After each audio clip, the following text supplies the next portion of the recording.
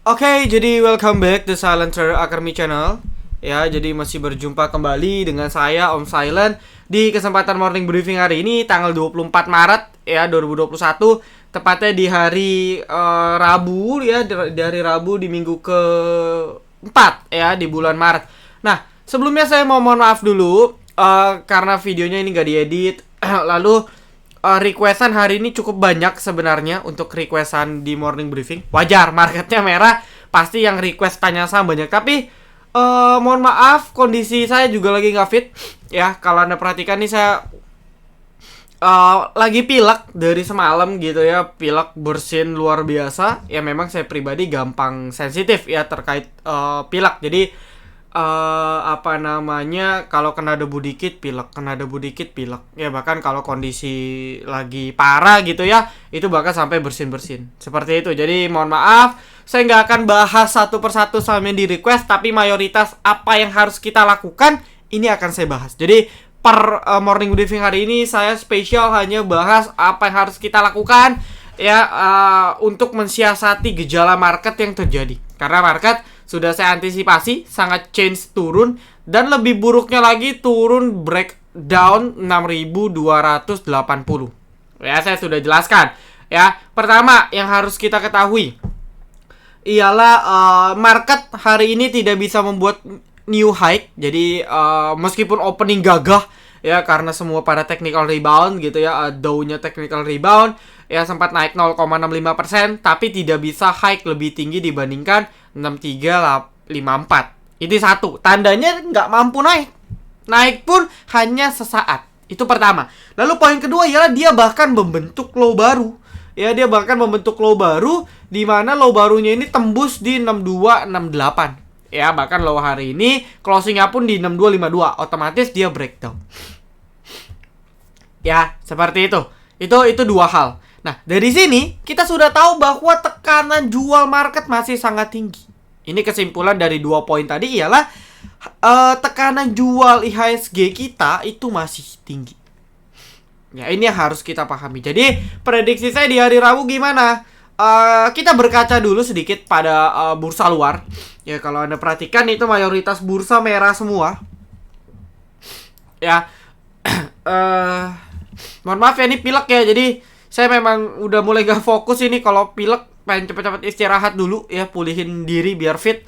Karena member VVIP masih butuh arahan gitu ya. Jadi kalau kita cek nih, merah ya, merah. Jadi ya model-model seperti STI doang ya, Singapura punya ya. Ini cuma 0,05%, tapi mayoritas Hang Seng gitu ya. Ibaratnya adalah bursa-bursa top Asia, Shanghai, Nikkei itu semua drop. Nah, ini menandakan bahwa memang majority stock itu drop. Lalu Eropa juga sudah dibuka. Ya, untuk Europe juga sudah dibuka nih perdagangannya. Kita bisa perhatikan mayoritas juga merah. Jadi nggak heran lah ya, nggak heran kalau tekanan jual masih tinggi. Ya, nah, lalu saya mau cerita sedikit. Ya, saya mau cerita sedikit kepada teman-teman apa ya?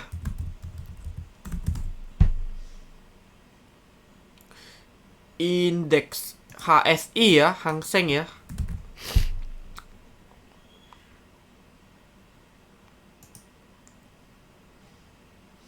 Ini saya mau cerita ya. Saya ambil contoh dari Hang Seng aja ya, karena kan Hong Kong juga termasuk yang ekonominya luar biasa. Ya, karena majority perusahaan-perusahaan besar itu listingnya di Hang Seng Index. Jadi wajar kalau kita lihat dia punya indeks itu 28 ribuan. Nah, kalau Anda perhatikan ya, kalau Anda perhatikan contoh Hang Seng gitu ya, dia sempat high-nya itu di sekitar 31.000, sekarang sudah di 28.500, tandanya sudah berkurang hampir 10%. Ya, sudah berkurang hampir 10%, atau kurang lebih dropnya dari high yang dia buat di pertengahan Februari. Ini mirip-mirip ya, asal muasal market sideways kita. Ini kan mulai pertengahan nih ya, kita mulai merasakan susah cari cuan. Nah, bursa luar juga sama. Jadi kalau Anda perhatikan ya di Asia gitu ya, ini Hang Seng mencapai titik tertinggi sementaranya di 31.000 ya. Dari 31.000 itu sudah turun hampir 8% lebih, 8 hingga 9%. Ya, bahkan dekat-dekat 10%. Jadi, dropnya sudah sangat banyak tanpa Anda sadari.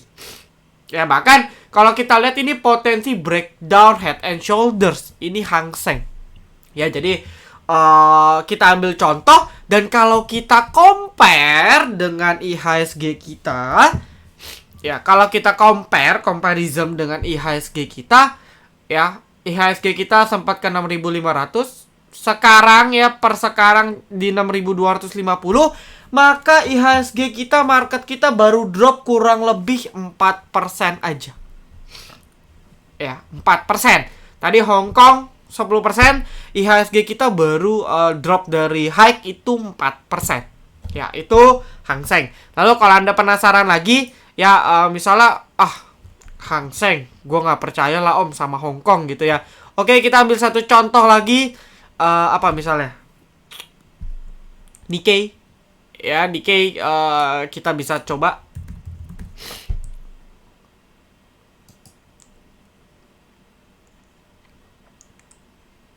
Nah, ini cek dari sini aja ya. Nikkei, high-nya itu ada di sekitar 30.500 ya. Sekarang posisinya di 29.000. Ya, jadi tandanya sudah drop juga hampir sekitar 7% lebih. Ya, jadi kalau kita lihat mayoritas stok, ya ini kalau Anda lihat ini juga bentuknya double bottom. Ya, ini pun juga bentuknya double bottom, teman-teman. Tadi kalau kita lihat Hang Seng punya, dia bentuk head and shoulders ya. Ini bentuk double bottom gitu ya. Lalu kalau kita perhatikan sebentar, kita ambil satu contoh sektor lagi. Kalau pilek susah ya, nggak fokus. Saya pun trading hari ini udah setengah fokus, setengah enggak, karena fokusnya ini pilek terus. Sebentar.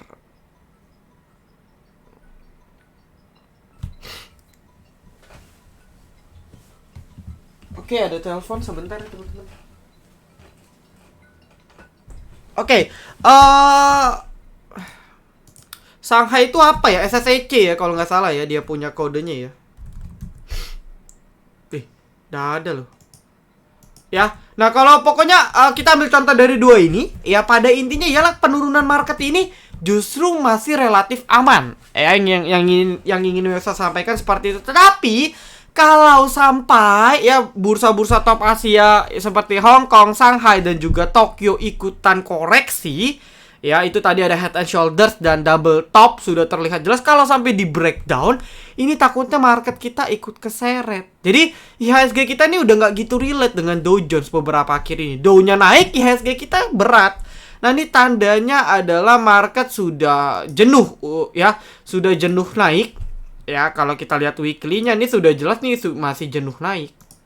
Dan sangat amat mungkin ya, untuk melanjutkan koreksinya. Nah, ini hal yang benar-benar saya khawatirkan sebenarnya. Ya cuman apakah mungkin drop? Ini pun butuh katalis, butuh sentimen. Nah, sementara memang belum ada sentimen apa-apa. Tapi kita nggak tahu nih ke depannya apa. Yang saya takutkan ialah kalau muncul satu aja pemicu, market sangat mudah koreksi. Ya jadi apa yang harus kita lakukan? Ya ini sekarang saya sudah mau warning Anda untuk lebih jaga-jaga. Ya cuman technical market gimana? Masih sideways. Ya jawaban saya masih sideways kok. Cuman ya kalau Anda perhatikan sideways-nya market ini makin lama makin ngedrop. Ya kalau kita lihat ini memang masih sideways nih di sini. Ya. Ini masih sideways, market kita ini masih sideways. Nah, cuman ya kalau kita lihat ini masih ada space IHSG kita untuk uji 6.200 sampai 6.150. Ya, ini potensi yang mungkin terjadi. Jadi kalau kita lihat closing market di 6.250, ya, ini papasan di downtrend di trend line minornya. Ya, ini kalau sampai di breakdown, wah, ini sangat amat mudah untuk ke 6.200 ke bawah. Nah, nggak tahu nih ya, apakah 6.200 sampai 6.150 kuat atau tidak? Secara teoritis kuat. Karena kalau kita cek 1, 2, 3, 4 sudah 4 kali testing dengan kondisi market yang beragam, market reject di sini. Artinya meskipun nanti market turun di 6.150 sampai 6.200, Anda bisa spekulasi serok saham-saham yang menurut Anda potensial.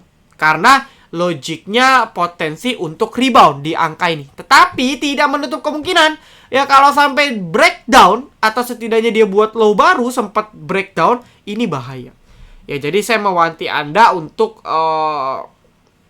menjaga cash yang Anda punya. Jadi saya yakin saya pribadi pun banyak saham yang saya pegang. Ya tetapi saya pribadi menyarankan Anda semua gitu ya untuk menjaga cash. Contoh, di saat market bullish, market sideways seperti ini, setidaknya Anda harus sisihkan sekitar 30-50% dana nganggur. Ya, cash contoh, portofolio Anda total 100 juta, uang nganggurnya di porto sisain 30-50 juta. Buat apa sih? Ya pertama, buat serok-serok emiten yang mungkin akan reject technical rebound ketika IHSG kita nyentuh 6.200 ke bawah. Itu pertama. Yang kedua ialah kita bisa fokus selamatkan saham-saham yang ada di porto kita. Ya, saya yakin teman-teman di sini banyak pegang saham. Ya, sahamnya pun saya yakin 2 hari ke belakang ini mayoritas koreksi. Itu wajar. Ya, kita pun di VVIP mayoritas saham kita nggak jalan. Bahkan ada beberapa yang sudah kena cut loss terpaksa. Nah, tetapi ya ada beberapa saham yang memang sebenarnya masih prospek, namun karena terjadi panic selling sehingga entah itu bandar ataupun retail terjadi panic selling sehingga melakukan penjualan secara masif. Nah, kita bisa selamatkan saham-saham tersebut dengan cara average down ketika market nyentuh di sini. Atau ya tidak perlu lihat market, kita cek sahamnya, kalau dia sudah di base support kuatnya, kita bisa spekulasi. Nah, sekarang tugas Anda untuk mencari titik support kuat di tiap sahamnya. Ya, kalau di VVIP ada yang namanya ensiklopedia saham, ya, ensiklopedia support. Jadi mayoritas support itu sudah dikasih oleh saya dan asisten saya. Jadi Anda tinggal cek. Contoh, Antam support kuat di 2000 sampai 2100, ya Anda bisa spekulasi. Nah, ini kan support kuat nih. Ya, ini kan support kuat.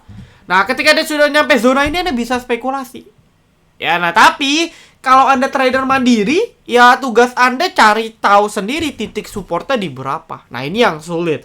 Dengan kondisi psikologis, ya saya juga berharap mungkin teman-teman juga sudah tahu ya, ada beritanya bahwa yang di apartemen ya yang loncat bunuh diri katanya gara-gara depresi main saham. Saya harap teman-teman kuat mentalnya dan ya jangan sampai melakukan tindakan seperti itu. Ya jadi teman-teman mungkin merasa lost, tapi teman-teman harus percaya bahwa di luaran itu banyak yang lebih depresi karena saham daripada teman-teman. Ya, banyak yang butuh dana darurat, ya dana daruratnya dipakai buat saham. Dana kebutuhan sehari-hari dipakai buat saham, lalu kena market sideways, sahamnya koreksi, nyangkut di emiten-emiten perbankan minus 50%, nyangkut di warren minus 50% dan sebagainya. Mereka banyak yang depresi. Tapi penonton setia YouTube channel Silent Trader Academy, saya harap lebih tenang ya, karena selalu dengar nasihat-nasihat dari saya, dengerin arahan, dengerin plan IHSG seperti apa. Harusnya psikologis teman-teman lebih dijaga.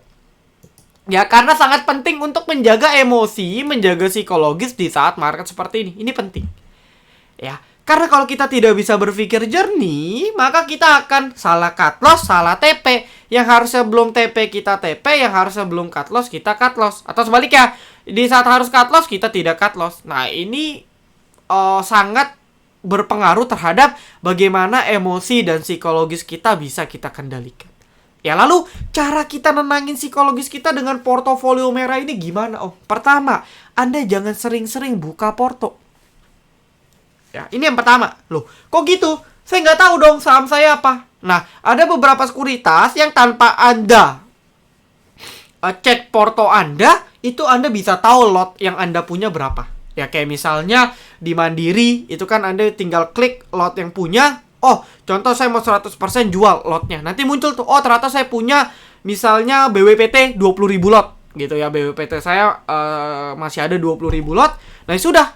Ya, Anda tidak perlu buka porto, tidak perlu lihat misalnya merah berapa. Anda cuma tahu oh gue BWPT punya 20.000. Nah itu kan akan mengurangi psikologis yang terganggu. Tapi kalau Anda buka porto, lihat merah minus 2 juta, minus 3 juta, minus 20%, minus 30%, Anda akan nggak stabil. Emosi Anda akan nggak stabil. Anda ketika live market, live trade, ketika sahamnya turun dikit, Anda panik, buru-buru jual. Padahal dia belum kena support. Ya begitu pula sebaliknya. Anda lihat, waduh, cuan gue dari 10 juta tinggal 1 juta. Anda panik, buru-buru TP. Nah, ini yang jangan sampai Anda lakukan. Ya, ini step pertama ialah jangan buka porto. Lalu yang kedua, kalau nanti besok Anda trade, ya kalau nanti besok Anda trading, lalu Anda, sebentar ya. Ini mic-nya agak error nih. Ya, nah kalau misalnya Anda trade, lalu live trade ya maksudnya ya, pada saat Anda live trade, Anda kalau bisa dengerin lagu. Contoh, saya setiap hari, setiap trade itu selalu denger lagu. Lagu apa? Bisa lagu yang Anda suka, yang penting membuat Anda relax. Atau yang kedua ialah lagu-lagu, biasa kan ada tuh ya, musik-musik untuk relaksasi pikiran. Ya biasanya musik yang dipakai untuk tidur. Ataupun ya kalau Anda mau, musik-musik kepercayaan teman-teman. Contoh, kalau teman-teman yang muslim bisa dengar yang lagu rohaninya, ya yang Nasrani, yang Buddhis, yang Hindu, itu bisa. Yang penting Anda relax. Kalau Anda relax, Anda bisa memutuskan harus hold, harus sell, atau harus buy.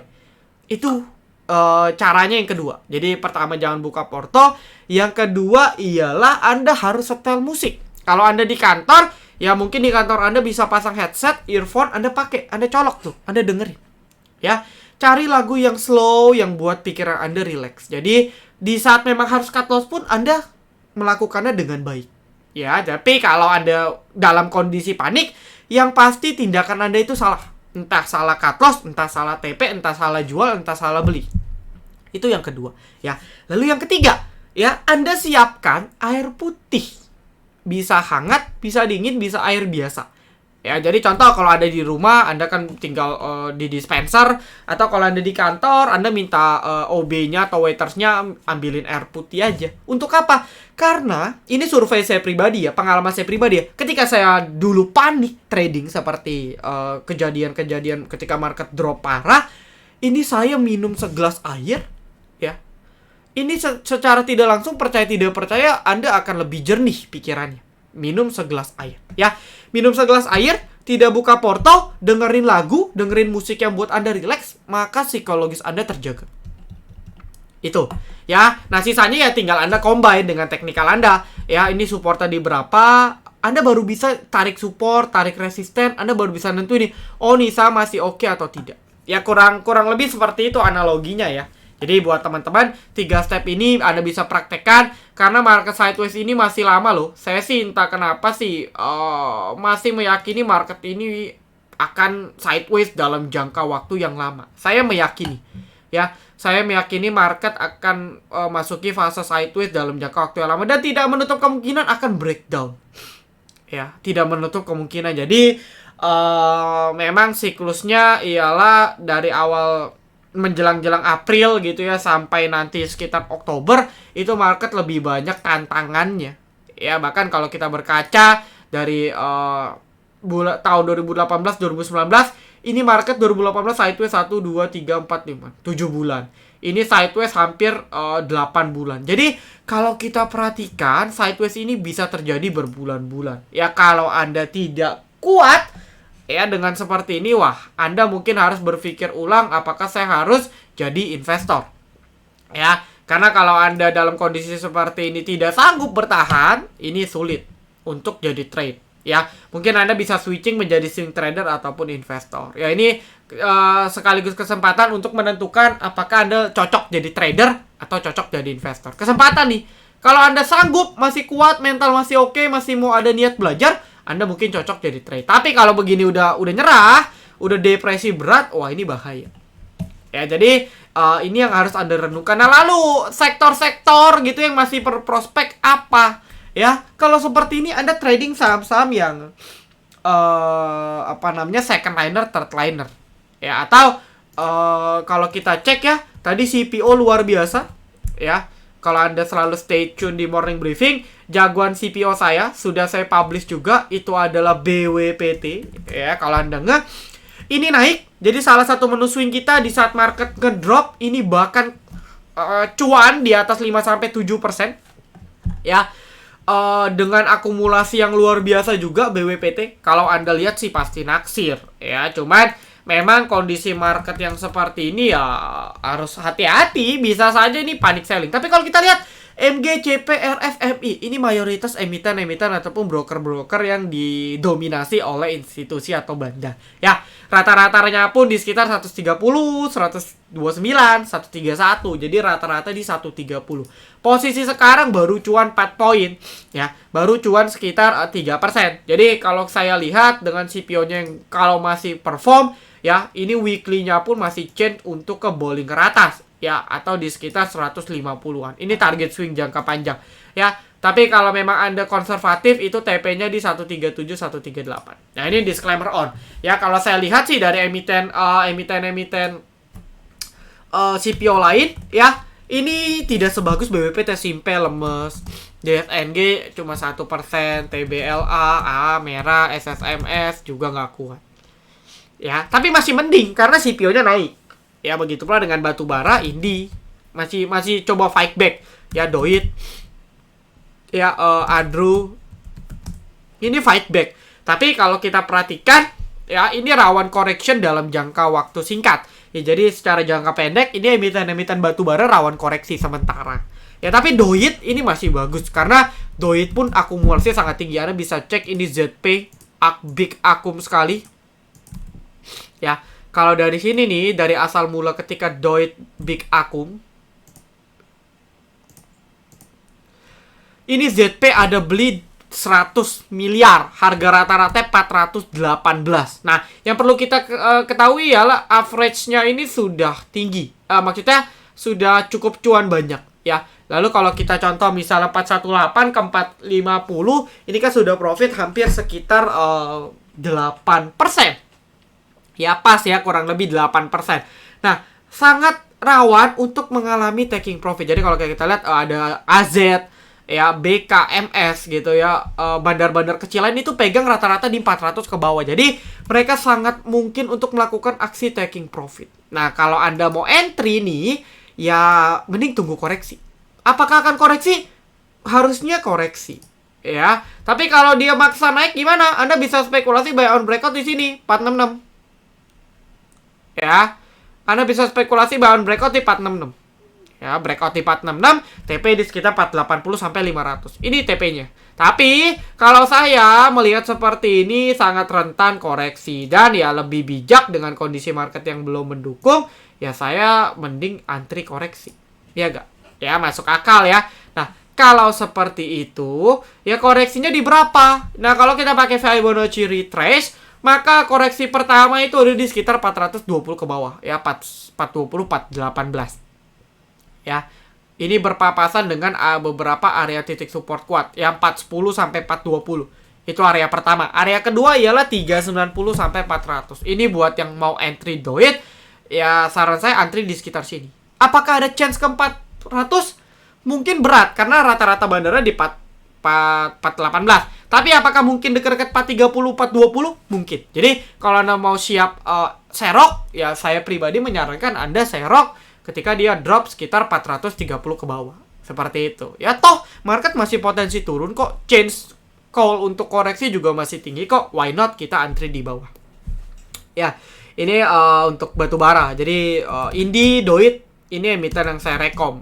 Ya, Adro PTB lebih ke investing. Seperti itu. Anda mau cari dividen ya lewat mereka. Tapi kalau Anda mau cari capital gain ya lewat Indi dan Doit. Ya, lalu BWPT Anda bisa masuk watchlist. Kalau besok CPO-nya kuat, kalau besok CPO-nya kuat, Anda bisa spekulasi trade. Ya, ini ada angka resisten cukup kuat di 137, 138.